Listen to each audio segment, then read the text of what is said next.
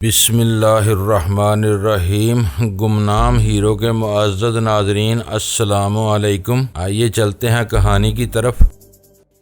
جب کہ ہمارے دشمن جم کلارک کی لاش دریافت کرتے ہی حرکت میں آ جائیں گے اور ادھر دوڑ لگائیں گے، کیا یہ بہتر نہیں ہوگا کہ وہ یہاں آئیں تو اس فلیٹ کو بالکل غیر آباد پا کر اپنے سر پیٹنے پر مجبور ہو جائیں؟ ویرا اس وقت خالی الذہنی کے عالم میں تھی۔ میری وضاحت پر ایک گہرا سانس لے کر بولی، اوہ تو تم ٹھکانہ بدلنے کے امکانات پر غور کر رہے ہو۔ نیند میں گردن کٹوانے سے بہتر ہوگا کہ ہم مزید چند گھنٹوں کی بے خوابی برداشت کر لیں۔ نئی جگہ پر ہم پوری بے خوفی سے اپنی نیند پوری کر سکیں گے، لیکن اس وقت ہم کہاں جائیں گے؟ جہانگیر نے پرتشویش آواز میں کہا۔ ویسے تو سلمہ کی واپسی تک تمہارا گھر بھی خالی ہے، میں نے معنی خیز لہجے میں کہا۔ مکاؤ والوں کے پھیلائے ہوئے گند کے باوجود تمہارا گھر اس قابل ہے کہ ہم پانچوں فوری طور پر محنت کیے بغیر وہاں آرام کر سکیں، لیکن وہاں کل ہی خاصا دھول دھپا ہوا ہے۔ ایس ٹی ایف کی طرف سے معاملات کو دبا دیے جانے کے باوجود اس علاقے کی پولیس اپنے طور پر بہت کچھ جاننے کی کوشش کر رہی ہوگی۔ ہم ان کی نظروں میں آگے تو دشواریاں سے دوچار ہو سکتے ہیں۔ یہ بتاؤ کہ آج کل تمہاری گارمنٹ فیکٹری میں کیا صورتحال ہے؟ میری زبان سے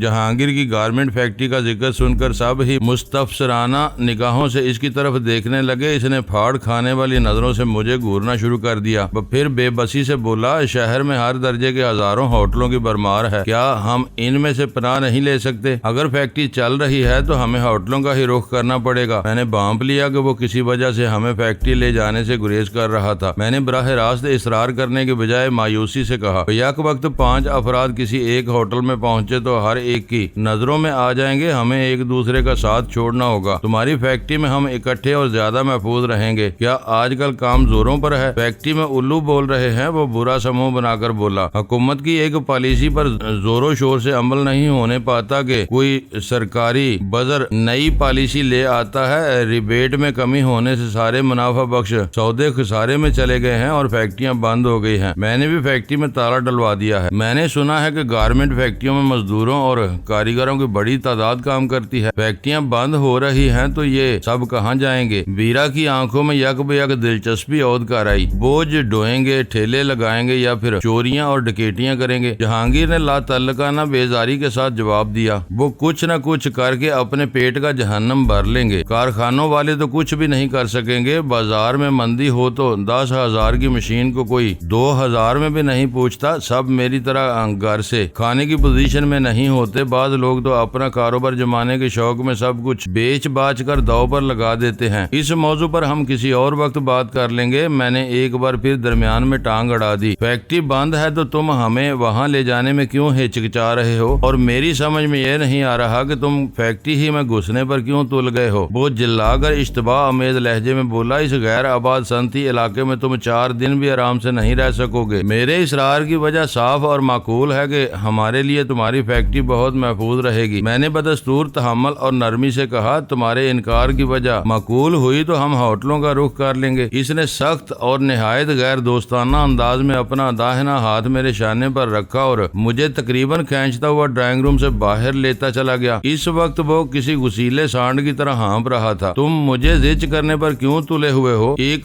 خوابگاہ کے دروازے پر رک کر اس نے دھیمی مگر غسیلی آواز میں مجھ سے وہ تلخ سوال کیا۔ اتنے لوگوں کی موجودگی میں وہ ایک لمحے کے لیے بھی وہاں نہیں ٹکے گی اور اپنا بوریا بستر سمیٹ کر کہیں اور چل دے گی۔ تم یہ بات سمجھنے کی کوشش کیوں نہیں کر رہے؟ میں نے بے ساختہ کہہ کو نہایت صفائی سے اپنے سینے میں دفن کیا اور معصومیت سے پوچھا، تم کس کی بات کر رہے ہو؟ وہ کون ہے جو ہم لوگوں کو تمہارے ساتھ دیکھ کر برہم ہو جائے گی؟ تم جھوٹ بول رہے ہو۔ وہ میری آنکھوں میں آنکھیں ڈال کر کسی کٹکھنے کتے کی طرح گھرایا۔ مجھے اچھی طرح یاد ہے کہ میں تمہیں مسز خان کے بارے میں بہت کچھ بتا چکا ہوں اور اب تم مجھ سے اڑنے کی کوشش کر رہے ہو۔ مسز خان کے بارے میں تم نے بتایا تھا، میں نے تفہیمی انداز میں اپنا سر ہلاتے ہوئے اعتراف کیا۔ دراصل وہ کماری یعنی مس ہی ہے، لیکن آسانی سے ملازمت حاصل کرنے کے لیے خود کو مسز خان ظاہر کرتی ہے۔ شاید وہ آج کل تمہارے پاس کام کر رہی ہے، لیکن ہم لوگوں کو اس سے کیا بچا لینا۔ ویرا اور غزالہ کی موجودگی میں ہم لوگ بھی معزز اور خود کفیل نظر آتے ہیں۔ ہم بھول کر بھی اسے منہ لگانے کی حماقت نہیں کریں گے۔ تم بہت مردود اور ضدی ہو، وہ دانت پیستے ہوئے بڑبڑایا۔ تمہاری عقل پر جمی ہوئی برف پگھلانے کے لیے مجھے شروع سے پوری بات بتانی پڑے گی۔ فیکٹری چل رہی تھی تو وہ روز گھر سے دفتر آتی اور شام کو چلی جاتی تھی۔ فیکٹری بند ہونے کے بعد وہ مستقل طور پر ریسٹ ہاؤس میں رہ رہی ہے۔ اس نے اپنے گھر والوں سے ایک بڑے ایکسپورٹ آرڈر کی تکمیل میں مصروف ہونے اور بھاری اوور ٹائم کمانے کا بہانہ کر کے یہ موقع نکالا ہے۔ وہ عزت دار عورت ہے، تمہارے پہنچتے ہی فیکٹری کے ریسٹ ہاؤس سے نکل بھاگے گی۔ وہ تمہاری رکھیل ہونے کے باوجود اتنی ناک والی بنتی ہے تو تم خود ہی اسے ایک ہفتے کے لیے گھر بھیج دینا۔ اس کے سامنے ویرا اردو نہیں بولے گی، تم کہہ دینا کہ وہ یورپ سے ایک بڑے سودے کے لیے آئی ہے۔ اسے دوسرے دلالوں اور کارخانے والوں کے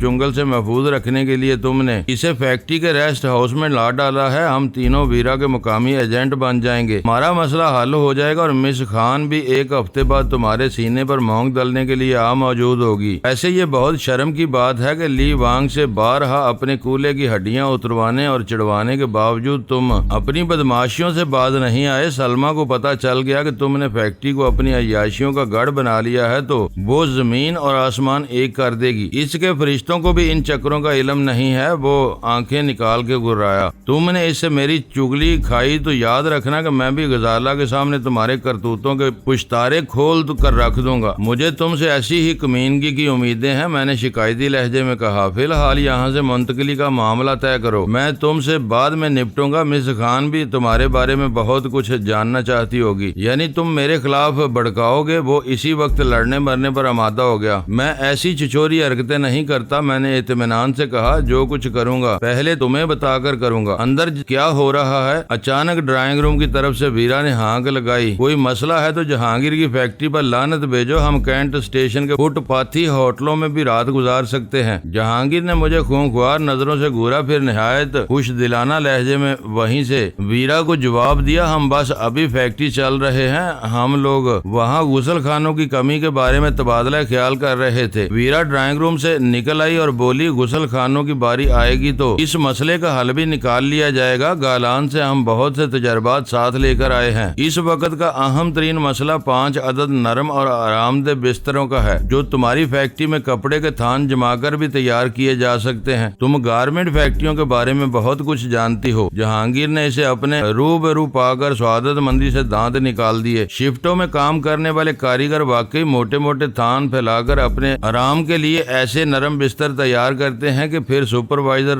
ہی انہیں جھنجھوڑ کر نیند سے بیدار کرتا ہے۔ رات دن کی بھاگ دوڑ اور جان سوزی نے ہم لوگوں کو زندگی کی بہت سی ضروریات سے اس حد تک بے نیاز کر دیا تھا کہ بھول کر بھی ان کا خیال نہیں آتا تھا۔ ہم سب فوراً ہی فلیٹ کو خیر باد کہہ کر کورنگی کے سنتی علاقے میں واقع ایس جے گارمنٹ فیکٹری کے لیے روانہ ہونے کے لیے تیار ہو گئے، مگر ویرا اور غزالہ نے ہماری روانگی میں عارضی تعطل پیدا کر دیا۔ ان دونوں کا خیال تھا کہ ہم بے سر و سامانی کے عالم میں فرار نہیں ہو رہے تھے، اس لیے 2-4 روز کی ضروریات کے لیے کپڑے وغیرہ ساتھ لے لینے چاہیے تھے تاکہ ہمیں جہانگیر کی فیکٹری کے مسترد کیے ہوئے شوق اور بد وضع ملبوسات پر انحصار نہ کرنا پڑے۔ میں نے اس مہلت کو غنیمت جانا اور فون پر پہنچ گیا۔ نارمن سے اسٹیشن 4 کی ویرانی کی خبر مل چکی تھی۔ اس کا مطلب تھا کہ اول خان اپنے پورے لاؤ لشکر کے ساتھ وہاں سے کوچ کر چکا تھا۔ میں نے اس کے گھر فون کیا تو اس کی بیوی اپنے فرض شناس شوہر کی واپسی کے انتظار میں جاگ رہی تھی۔ اس نے پہلی ہی گھنٹی پر ریسیور اٹھا لیا۔ میری آواز پہچانتے ہی اس نے مجھ سے اول خان کی خیریت کے بارے میں استفسار کیا۔ میں نے اسے پوری طرح تسلی کرانے کے بعد بتایا کہ اول خان اپنا ٹھکانہ تبدیل کر رہا تھا اور ہم خود بھی اسی عمل سے گزرنے والے تھے۔ میں نے اپنے آئندہ رابطے کے طور پر جہانگیر کی فیکٹری کے دونوں فون نمبر اسے لکھوا دیے تاکہ اول خان گھر پہنچتے ہی مجھ سے رابطہ کر سکے۔ ویرا اور غزالہ نے چند ہی منٹ میں ہجرت کے لوازم کے نام پر 2 وزنی تھیلے تیار کر لیے۔ چلتے چلتے مجھے اسپیکر فون کا خیال آیا۔ اس آلے کے ذریعے جملہ حاضرین دونوں فریقوں کی گفتگو لفظ بے لفظ سن سکتے تھے، لیکن جہانگیر نے مجھے منع کر دیا کیونکہ اس کے دفتر میں اس سے بھی بہتر 2 آلات موجود تھے۔ وہ ایک آباد رہائشی عمارت تھی جس کے بیشتر فلیٹوں میں عیال دار شرفا آباد تھے۔ پڑوسیوں کی بے آرامی کے خیال سے ہم پانچوں اپنی نقل و حرکت میں حتی الامکان احتیاط سے کام لے رہے تھے، لیکن جب ہم اپنے فلیٹ کا دروازہ مقفل کر کے پارکنگ فلور کی سیڑھیاں اتر رہے تھے، نیچے سے چوکیدار کی خواب آلود نگاہیں قریب آتی نظر آئیں۔ اس کے تیور بہت خوش خوشخمناک تھے۔ وہ زمانہ لد چکا تھا جب نچلے درجے کے ملازمین ہر حال میں اور ہر وقت اپنے مالکوں کے احسان مند نظر آنے کی کوشش کرتے تھے۔ سیاسی نعروں اور پھر خود رو ترقی کے نتیجے میں ہر فرد کی خودی اس درجے پر بلند ہو چکی تھی کہ بعض پشتینی نمک خوار بھی اپنے آقاؤں پر دانت نکوستے نظر آنے لگتے تھے۔ پارکنگ فلور پر اس مشتعل چوکیدار سے براہ راست آمنا سامنا ہونے سے پہلے ہی میں نے اپنی جیب سے ایک سرخ نوٹ نکال کر اس طرح نمایاں کر لیا کہ چوکیدار اسے دیکھے بغیر میرے چہرے پر نظریں ہی نہ ڈال سکے۔ جب میری اور اس کی نظریں چار ہوئیں تو نہ صرف تنے ہوئے تیور ڈھیلے پڑ چکے تھے بلکہ چوکیدار کی باچھوں سے ایک نرم اور خلیقانہ سی مسکراہٹ جنم لے کر موٹے موٹے ہونٹوں پر پھیلنے کا آغاز کر چکی تھی۔ اس نے میرے داہنے ہاتھ سے نوٹ لے کر روا ربی میں ہاتھ بھی ملا لیا، پھر ہمدردانہ لہجے میں بولا، خیر ہے تم لوگ اتنا سویرے سویرے کدھر جاتی ہے؟ میری عورت کا ماما بیمار ہے، ابھی اسی کا چٹھی آیا تھا، میں نے منہ لٹکا کے کہا۔ فکر مت کرو، اللہ صحت دے گی، معمر چوکیدار نے ہمدردی سے میری پوشت پر تھپکی دی اور میں اس کی مزید جرا سے بچنے کے لیے پھرتی سے پیسنجر سیٹ پر سوار ہو گیا۔ ڈرائیونگ سیٹ پر سلطان شاہ قابض تھا۔ گاڑی عالمگیر روڈ پر آنے کے بعد میں نے پچھلی نشست کا جائزہ لیا تو ویرا غزالہ اور جہانگیر کے درمیان پھنسی بیٹھی تھی۔ ویرا کو جگہ دینے کے لیے غزالہ ایک گوشے میں سکڑی سمٹی ہوئی تھی، لیکن وہ کسر جہانگیر نے بصد اہتمام پوری کر دی تھی۔ ویرا کا اتنا قرب میسر آ جانے کے بعد وہ کسی لڑاکا مرغے کی طرح پھول اور پھیل کر بیٹھا ہوا تھا۔ یار ذرا دروازے کی طرف سمٹ جاؤ، میں نے جہانگیر سے کہا۔ ویرا تم دونوں کے درمیان میں کیسی بے آرامی سے بیٹھی ہوئی ہے، اسے تھوڑی سی جگہ دو، اول تو یہ جاپانی گاڑی اندر سے بہت تنگ ہوتی ہے۔ جہانگیر گہرے گہرے سانسوں کے درمیان ڈٹائی سے بولا، پھر میرے کولے میں بھی تکلیف ہے، سمٹتا ہوں تو تکلیف بڑھ جاتی ہے، ویسے ویرا آرام سے ہے۔ چوکیدار سے پیچھا چھڑانے کے لیے میں آنکھیں بند کر کے آگے گھس گیا تھا۔ میں نے ویرا سے مخاطب ہو کر کہا، تم چاہو تو آگے آ جاؤ، ایکسل کے ابار پر پیر جما کر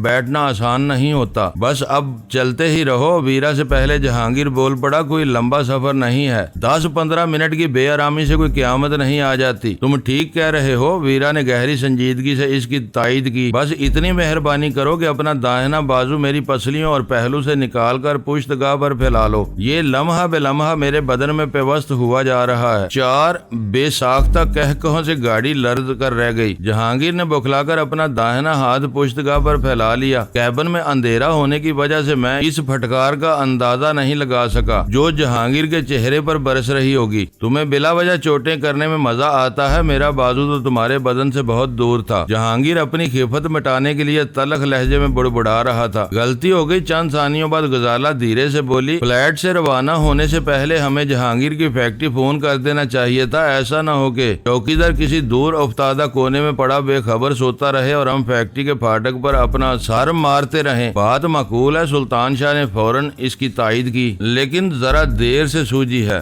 بیکار بات ہے۔ ویرا نے سلطان شاہ کی رائے سے اختلاف کا اظہار ضروری سمجھتے ہوئے کہا، ضروری نہیں کہ وہ فون اپنی آغوش میں لے کر سو رہا ہو، گھنٹی بجتی رہتی اور ہم اپنا خون سلگاتے رہتے، فیکٹری پہنچنے کے بعد اندر داخل ہونے کا معاملہ بھی کسی نہ کسی طرح طے کر لیا جائے گا۔ ریشم خان بہت فرد شناس ملازم ہے، جہانگیر نے اپنے چوکیدار کی حمایت کرتے ہوئے کہا، وہ گیٹ اور دفتر سے ملحقہ کمرے میں سوتا ہے، پہلے ہی ہارن پر پھاٹک کھول دے گا، تم لوگوں کو اس بارے میں فکر مند ہونے کی ضرورت نہیں۔ بقیہ سفر تقریباً خاموشی سے طے ہوا، وقفے وقفے سے کوئی ایک آدھ بات ہو جاتی تھی، ورنہ کیبن میں گمبھیر سی خاموشی پھیلی ہوئی تھی۔ معلوم ہو رہا تھا جیسے ہم پانچوں میں سے ہر ایک کسی خیال میں ڈوبا ہوا ہے۔ کرنگی روڈ اس وقت نیم روشن اور ویران تھا۔ سڑک پر صنعتی سازو سامان کی بار برداری کرنے والے دیو ہیکل ٹرکوں کے علاوہ دوسری سواریاں بہت کم نظر آ رہی تھی۔ سلطان شاہ نے پل عبور کرنے کے بعد گاڑی بائیں طرف جانے والے راستے پر ڈال دی جو سیدھا صنعتی علاقے کی طرف رہنمائی کرتا ہے۔ تھوڑی ہی دیر میں ہم ایس جے گارمنٹ فیکٹری کے خوبصورت آہنی پھاٹک کے سامنے پہنچ گئے۔ سلطان شاہ نے گاڑی کا انجن بند کیے بغیر وقفے وقفے سے 3 مرتبہ ہارن بجایا، لیکن دوسری طرف کسی بھی قسم کی نقل و حرکت کے کوئی آثار نمودار نہ ہوئے تو جہانگیر مضطرب ہو کر کار سے نیچے اتر گیا۔ پریشان ہونے کی ضرورت نہیں، گاڑی میں بیٹھے رہو، ریشم خان بہت فرد شناس ملازم ہے۔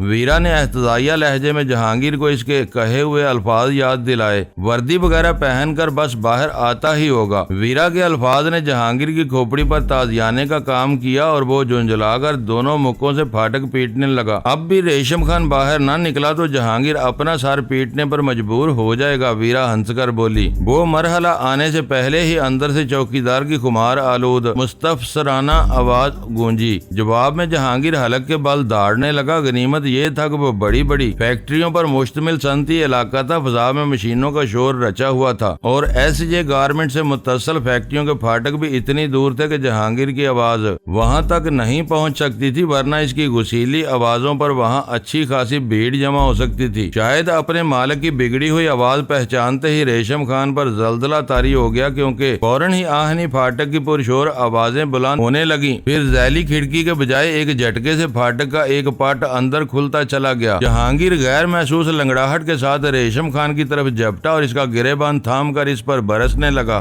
ریشم خان بس نام کا ریشم خان تھا، اس کی ذات میں ریشم جیسی کسی صفت کا وجود نہیں تھا۔ وہ اس قدر جسیم اور قد آور تھا کہ جہانگیر اس کے سامنے بونا نظر آ رہا تھا۔ 6.25 فٹ سے بھی نکلتے ہوئے وجود کے بائیں شانے سے لٹکی ہوئی رائفل کسی کھلونے کی طرح بے وقت معلوم ہو رہی تھی۔ سلطان شاہ نے گاڑی اندر لے جا کر عمارت کے ساتھ پارک کی اور انجن بند کر دیا۔ ہم چاروں اپنی اپنی سمت کے دروازوں سے بیک وقت باہر نکل آئے۔ اس وقت تک جہانگیر ریشم خان کا گریبان چھوڑ کر اس پر گرج برس رہا تھا اور ریشم خان آداب ملازمت کو ملحوظ خاطر رکھتے ہوئے سر جھکا کر سب کچھ سن رہا تھا۔ زیادہ پھیلنے کی کوشش نہ کرو، میں نے جہانگیر کے پیچھے پہنچ کر آہستگی سے کہا۔ یہ مت بھولو کہ ویرا تمہاری غیر ملکی خریدار ہے۔ تم کسی بدمست سانڈ کی طرح یوں ہی ڈکراتے رہے تو مس خان تمہاری کہانی پر کبھی یقین نہیں کرے گی اور تم ہمیشہ کے لیے اس کی رفاقت سے محروم ہو جاؤ گے۔ جہانگیر نے پھاڑ کھانے والی نظروں سے میری طرف دیکھا اور پھر ریشم خان کے گریبان پر اس کی گرفت خود بخود ڈھیلی پڑتی چلی گئی۔ ریشم خان ممنونیت سے لبریز نظروں سے میری طرف دیکھ رہا تھا۔ جہانگیر کے دفاتر پھاٹک کے قریب ہی ایک خوبصورت عمارت میں واقع تھے۔ ان دفاتر کو فیکٹری کے پیداواری شعبوں سے ملانے کے لیے ایک بند راہداری تھی۔ دفاتر کی اوپری منزل پر وہ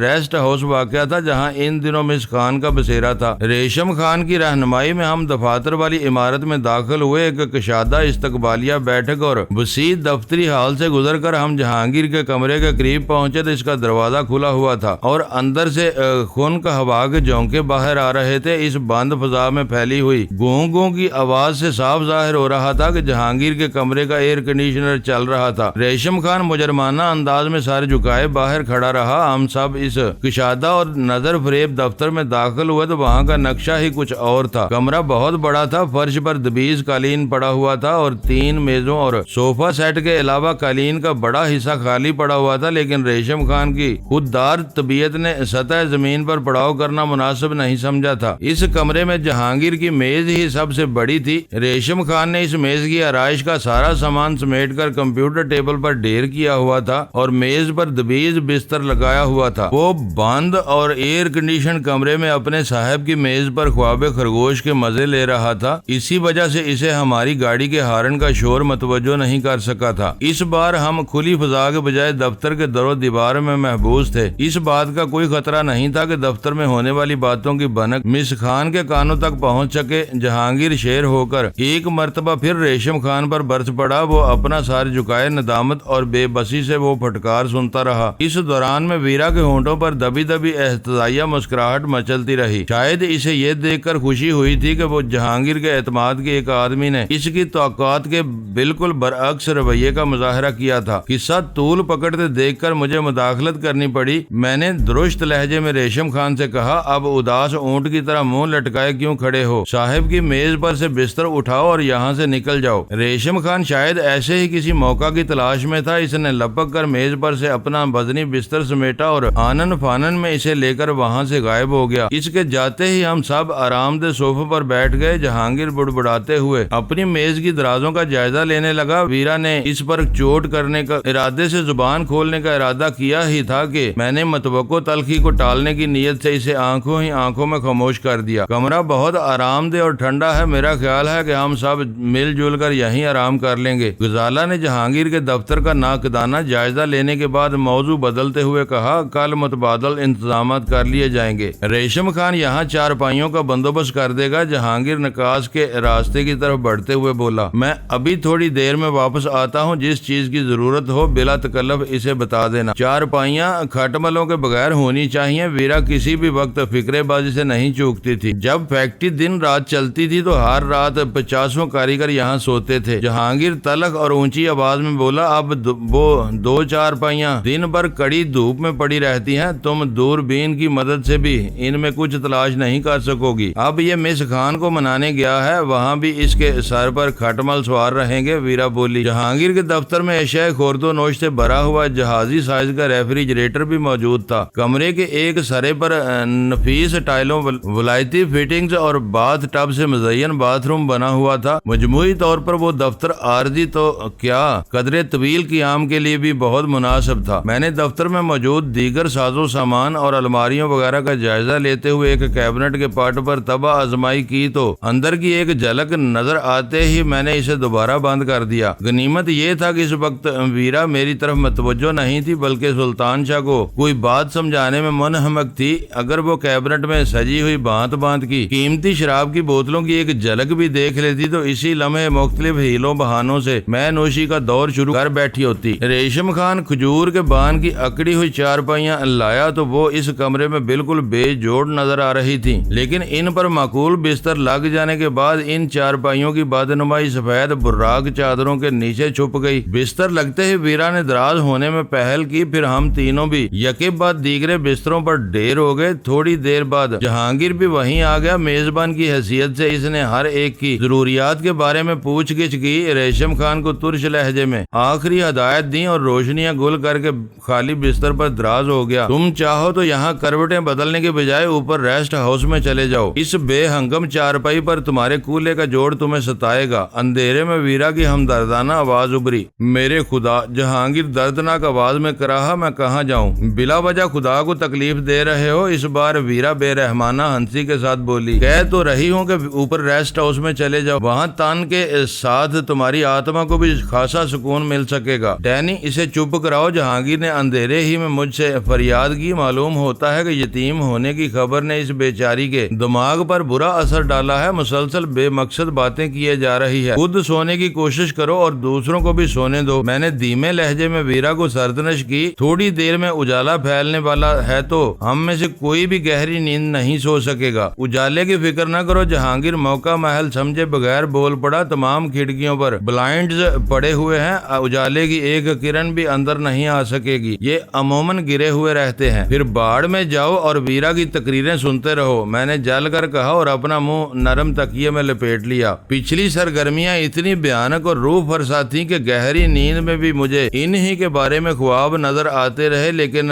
میری نیند برقرار رہی۔ پھر مجھے یوں محسوس ہوا جیسے دور کسی مندر کی مترنم گھنٹیاں دھیمے دھیمے بج رہی ہوں۔ رفتہ رفتہ وہ آوازیں قریب آنے لگی، پھر مجھے یوں لگا جیسے کوئی گھنٹی میری کھوپڑی ہی میں چیخ رہی ہو، اور میں ہڑبڑا کر بستر سے اٹھ بیٹھا۔ میرے دل کی دھڑکنیں تیز اور بے ربط ہو رہی تھی۔ اسی لمحے مجھے ادراک ہوا کہ وہ میرے وہم و خیال کا پھیلایا ہوا فطور نہیں تھا، بلکہ اندھیرے کمرے میں ایک فون کی گھنٹی بج رہی تھی۔ دفتر کی کھڑکیوں پر پڑے ہوئے بلائنڈز بہت عمدہ تھے اور سب ہی بند تھے، لیکن ان کے بارے میں جہانگیر کا یہ دعویٰ کہ ان سے روشنی کی کوئی کرن نہیں گزر سکتی تھی یکسر غلط تھا۔ کمرے میں باہر کے اجالے کا اتنا انعکاس پھیلا ہوا تھا کہ قرب و جوار کی چیزیں صاف دیکھی جا سکتی تھی۔ میں نے پھرتی سے بستر چھوڑ دیا۔ یہ میرا تیسرا فون ہے، کیا تم لوگ ابھی تک سو رہے ہو؟ میری خوابناک ہیلو کے جواب میں دوسری طرف سے اول خان کی تحیر زدہ آواز سنائی دی۔ اس وقت دن کے 12 بج رہے ہیں، سب لوگ گدے گھوڑے بیچ کر سوئے ہوئے ہیں، معلوم ہوتا ہے کہ یہ شام ہی کی خبر لائیں گے۔ اس وقت تم کہاں ہو؟ تمہارا دیا ہوا فون نمبر تو کرنگی کا معلوم ہوتا ہے۔ معلوم نہیں ہوتا، بلکہ یہ کرنگی ہی کا فون نمبر ہے۔ ہم اس وقت جہانگیر کی فیکٹری میں پناہ گزین ہیں، وہاں جانے کی کیا ضرورت پیش آ گئی؟ میرا جواب سن کر اس کی حیرت میں اضافہ ہو گیا۔ مجھے اپنے خوابیدہ اوسان کو یکجا کر کے امریکن کونسل خانے کے second secretary Henry Drake Norman کا قصہ دہرانا پڑ گیا۔ اول خان کے لیے ہنری کی وہ دیدہ دلیری ناقابل یقین ثابت ہوئی۔ میں تصور بھی نہیں کر سکتا تھا کہ ان لوگوں کے حوصلے اتنے بڑے ہوئے ہوں گے۔ میری کتھا سننے کے بعد اس نے کہا، ایسا معلوم ہوتا ہے جیسے ہنری ہمارے ملک کو اپنے نو آبادی اور خود کو یہاں کا وائس رائے سمجھ رہا ہو۔ مجرمانہ سازشوں کے بارے میں ایسی کھلی خط و کتابت قانون کے لیے چیلنج ہے۔ وہ خط کہاں ہے؟ اس بارے میں زیادہ سوچ کر اپنا خون نہ جلاؤ، وہ خط ہم فلیٹ ہی میں پھینک آئے تھے۔ میں نے کہا،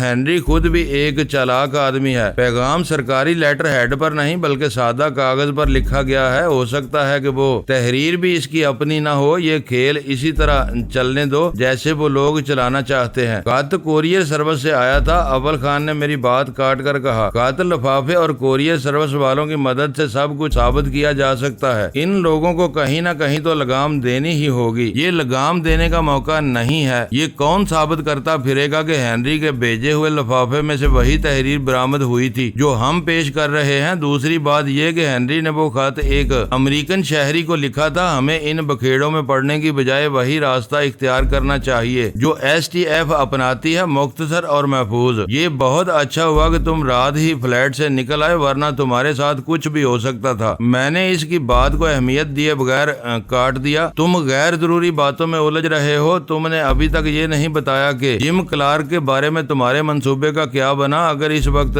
دن کے 12 بجے ہیں تو اب تک اس کا نتیجہ سامنے آ جانا چاہیے تھا۔ اس کی لاش ریفریجریٹر کے ایک ڈبے میں باقاعدہ سیل کر کے فیریئر ہال کے سامنے سڑک کے کنارے پھینک دی گئی تھی۔ ایک پولیس موبائل نے اسے کسی گاڑی سے گرا ہوا ریفریجریٹر سمجھ کر اٹھا لے جانا چاہا، لیکن غیر معمولی وزن کی وجہ سے پولیس والے چکرا گئے۔ خاصے ہنگامے اور بم ڈسپوزیبل اسکواڈ کی آمد کے بعد وہ مشتبہ کارٹن کھولا گیا تو تماشائیوں میں امریکن قونصل خانے کے 2 سیکیورٹی افسر بھی شامل تھے۔ اول خان مزے لے لے کر اپنی کارکردگی دہرانے لگا۔ لاش کے سامنے آتے ہی تماشائیوں میں سنسنی پھیل گئی، مگر امریکنوں میں کوہرام برپا ہو گیا۔ لاش کے اسپتال منتقل کیے جانے سے پہلے ہی قونصل خانے کے متعدد سینئر ارکان لاش دیکھنے کے لیے پہنچ چکے تھے۔ کچھ پتا چلا کہ جم کلارک کس حیثیت میں پاکستان آیا ہوا تھا؟ میں نے پوچھا۔ میں نے جب یہ سنا کہ وہ ڈپلومیٹک پاسپورٹ پر پاکستان آیا تھا تو میری عقل چکرا کر رہ گئی۔ شی کا سربراہ اور ڈپلومیٹک پاسپورٹ، کیا یہ لوگ اب کھل کر سامنے آنے پر تل گئے ہیں؟ معزز ناظرین، لائک کریں، شیئر کریں اور کمنٹس باکس میں پاک آرمی زندہ باد، پاکستان پائندہ باد کا نعرہ ضرور درج کر کے اپنے ملک پر فخر کریں اور پاکستان کی بنیادیں مضبوط کرنے میں اپنا کردار ادا کریں۔ ویڈیو دیکھنے کا شکریہ۔ معزز ناظرین، اپنا خیال رکھیے گا اور ہمارے چینل کا بھی۔ ISI پاک آرمی زندہ باد، پاکستان پائندہ باد۔